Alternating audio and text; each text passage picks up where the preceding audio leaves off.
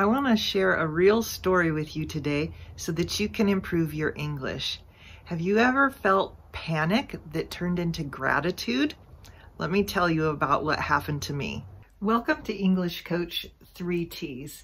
I'm Tanya, and yes, you can become more fluent by listening to stories in English, and especially if they're stories you can relate to, or you can think of something similar that you can relate to. I'm going to tell you more about that in a little bit. But first, grab yourself a cup of tea or a cup of coffee while I'll tell you about a story that happened when Talia, my second daughter, was only about 1.5 years old. So Talia and Tiana and I were at Target. Target is a huge store in the United States, similar to Walmart, if you've heard of them. So they have clothing and books and electronics and toys and food and just about anything you can think of. And I was in the shoe department trying on a pair of shoes. And Tiana and Talia were running around this shoe rack while I was trying on my shoes. Tiana was about 5 and Talia was maybe almost 2 or maybe just a little bit more. And while I was trying on the shoes, first would come Talia, then would come Tiana, then would come Talia, then would come Tiana, and then all of a sudden, here came Tiana with no Talia. Let me just tell you, have you ever felt that kind of panic? Like it's choking you, like, oh my gosh, what am I gonna do? And I remember like asking Tiana, where is Talia? And I remember her very innocently in her little 5-year-old voice saying, I don't know. And I jumped up, the shoes I was trying on went flying. I was frantically looking everywhere for Talia. If you're a parent, then you can relate to the fact that there was another mother close by who saw me panicking and frantically looking around. She walked over to me very quickly and asked me if she could help me. And I told her what was going on, but I wasn't looking at her at all. I was totally looking for Talia. And she said, okay, let me help you. In the Target stores, there are these red phones. I go like this because they're on a wall and they're red. And you can call on these phones if you want help finding something or you need to get a hold of the people at Target or for whatever reason. And I guess if you have an emergency. So she picked up the phone, and what seemed like 2 seconds later, it was probably, more like a minute later or less, one of the Target employees approached me, came towards me, and said that they could help me. I was still in a panic, looking everywhere for Talia, holding on to Tiana to make sure that I didn't lose her. And the employee said to me, I can help you, come to the front door with me. I don't know if you can remember a time when you were panicked and you thought, the last thing I'm going to do is what this person is suggesting. Can you think of a time when you felt panic similar to this, or it could be completely different than this? Think of how you felt. That will help you while you're listening to this story, is to think about how you felt at that time. See if you can imagine feeling that way. So if tips and tricks on how to learn English are helpful for you, be sure to give us a thumbs up and click the red button below that says subscribe so you don't miss any more English lessons. Okay, so back to our story. This man, a young man, is telling me to come to the front door with him, and I'm thinking, there's no way on earth that I am leaving this area where my child is lost. I am going to find my child. And I know there's no way he could have dragged me from that area, but he very quickly explained to me, ma'am, we have told all of the employees. They had a code so they could make an announcement on the loudspeaker so everyone in Target could hear it. And all of the employees would know that there was a child who was lost in the store. And he told me this so quickly and convinced me to come to the front door because they had closed the front door. Now, think of this huge store. It has a huge front door. It's not a door like this one behind me. No, this is a huge door, but they closed the door. He explained to me that they would not let anyone out of Target that had a child any younger than 5 or 6 years old unless I was there to identify that that is not my child. Okay, I just want to pause for a moment here and tell you, first of all, just while I'm telling you this story, I can feel it. I can feel I'm getting goosebumps, which I usually call truth bumps. But these are more like goosebumps. Like I was so scared, so panicked. This news was such a relief to me. I felt a huge relief that they had already closed the door and they weren't going to let children out. And I'll tell you why in a minute. I mean, I'm sure you can imagine why, but there's more to why that felt like such a huge relief. So since he told me this, I was willing to go with him. And the woman, the other mother, told me she would continue looking. Now, there is another piece to this story that's very important that happened just a little bit before this, which is that this man asked me, what was your child wearing?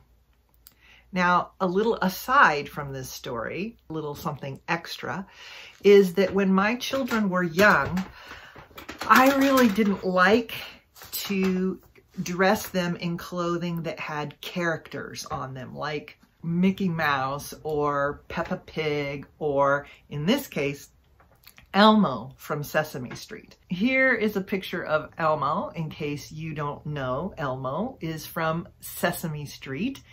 And someone had given us a little outfit that Talia was wearing that had Elmo on the front. And someone had hand-me-downed a little outfit with Elmo on the front.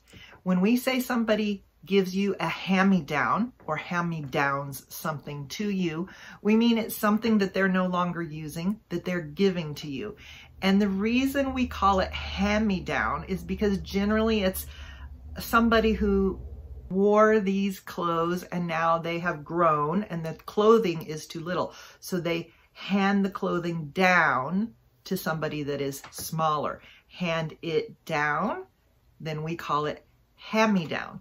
So Talia was wearing a hand-me-down with Elmo on it. Here's where the first gratitude started, and you'll know why here in just a little bit.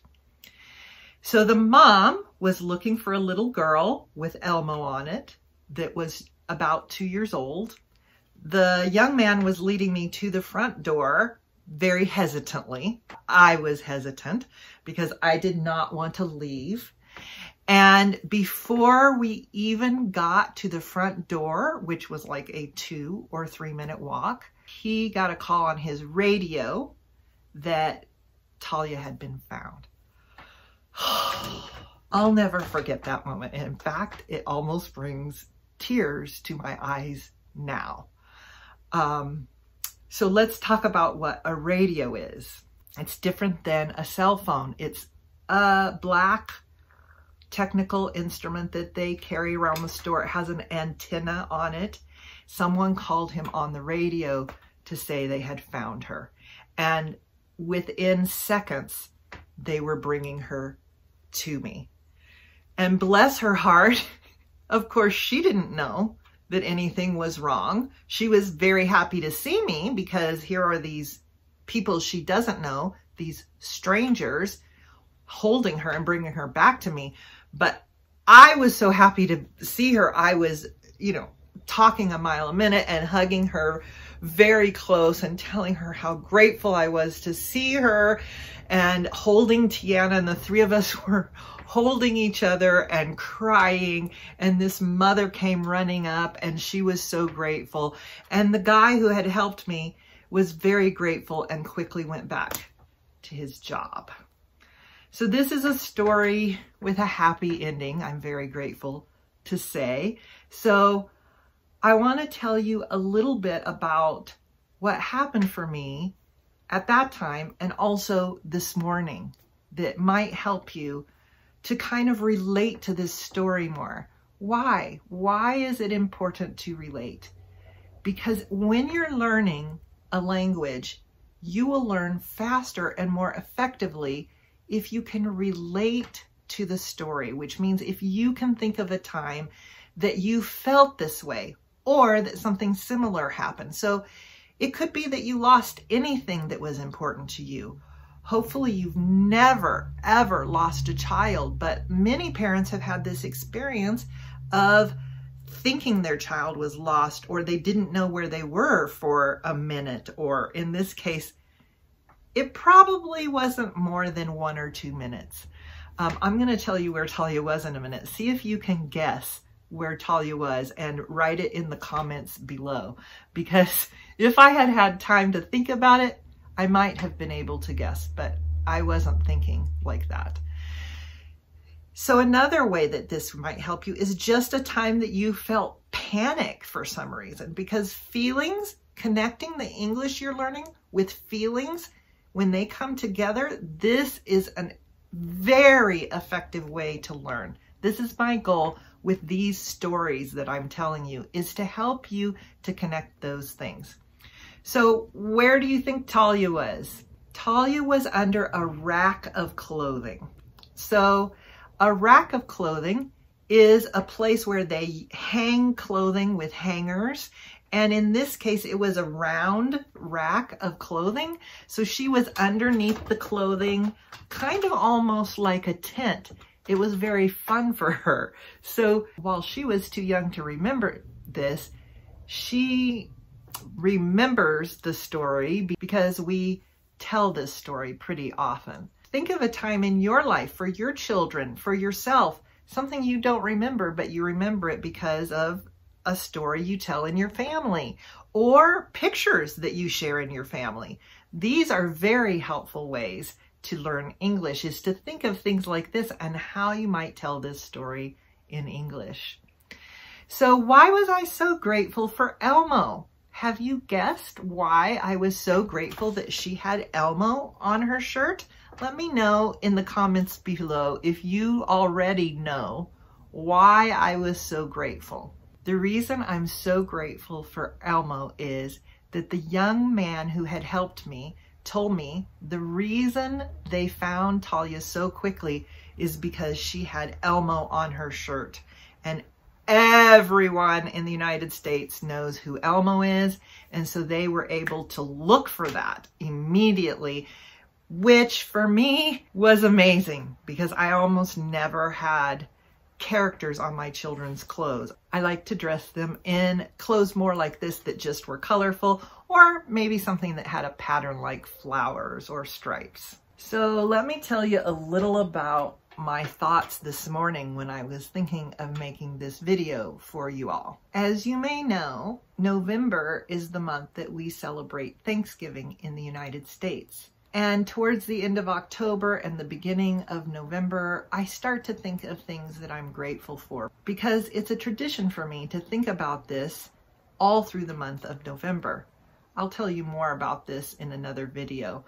But this morning when I was thinking about it, I was thinking about how grateful I was that Talia had been found, and how grateful I was to this young man and this young mother who had helped me out. But what I hadn't really given a lot of thought to over the years was all of the people who made it possible for Talia to be found so quickly.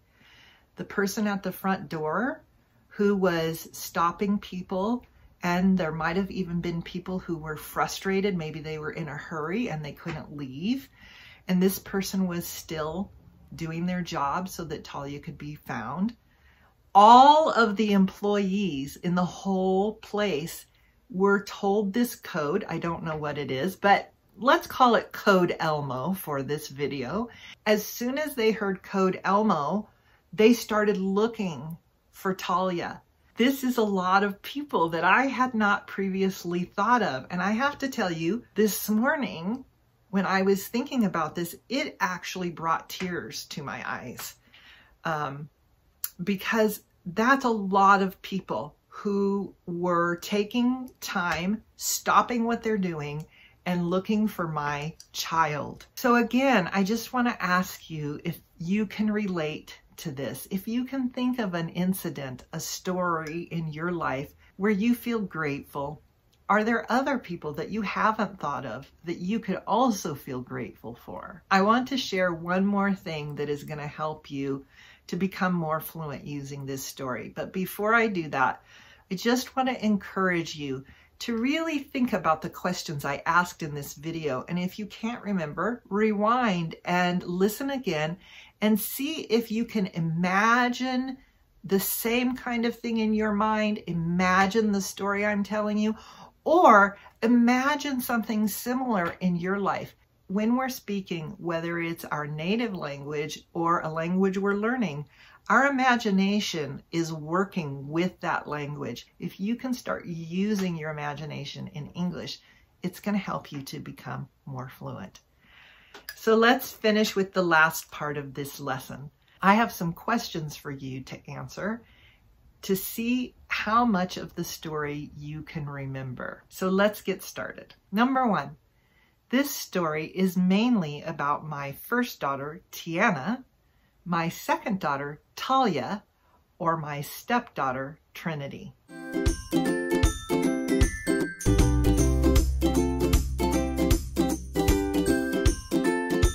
Number 2, in this story, Talia was about 2 years old, about 5 years old, or about 3 years old.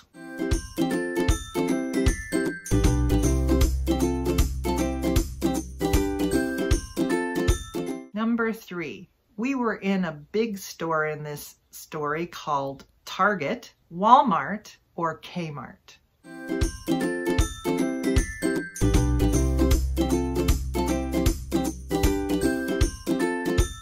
Number 4, the reason they found Talia quickly is because she was wearing an outfit that had A, Mickey Mouse, B, Peppa Pig, or C, Elmo on it.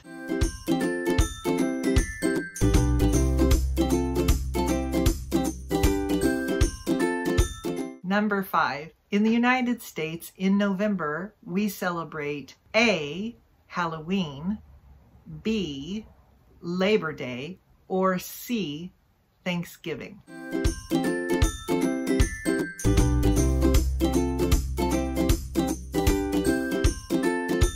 All right, how many questions did you get right? Let me know in the comments below. And I can't wait to hear your stories that are similar to this. If you'd like to see a video that features Talia more recently, check this one out. And if you'd like to see a video that features Tiana more recently, check this one out. And if you'd like to see Trinity, give this one a try. I'll see you in class.